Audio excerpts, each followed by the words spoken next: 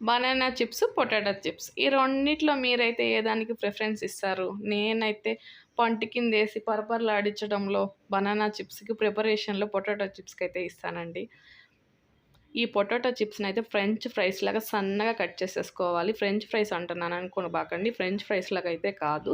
నా స్టైల్‌లో అయితే నేను కారము, ఉప్పు, కొంచెం శనగపిండి, కొంచెం బియ్యపు పిండి, కొంచెం కార్న్ ఫ్లోర్ ఈ మూడిటిని వేసి కలిపేసేసి మంచిగా ఆ ముక్కలకి మసాలా పడేలాగా కలిపేసుకోవాలి. ఈ ఉప్పు, కారం అంతా కలిపేసి పిండిలు బాగా పట్టించేయండి.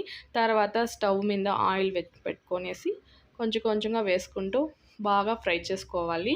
మంచి కరకరలాడుతూ వస్తున్న ఈ పొటాటో చిప్స్ ఉన్నప్పుడు కొంచెం పచ్చిమిరపకాయలు 4 పచ్చిమిరపకాయలు, ఒక గుప్పెడు కరివేపాకు వేసేసుకొని కొంచెం శనగగుండ్లు ఈ మూడుడు బాగా ఫ్రై అయ్యాక తీసేసుకొని ప్లేట్లో వేసుకొని సాస్‌తో తింటే సూపర్‌గా ఉంటుంది. నచ్చితే ఒక సబ్స్క్రైబ్ చేసుకొని లైక్ చేయండి అబ్బా. మరో వీడియోతో అయితే మీ ముందుకు వస్తూ ఉంటాను.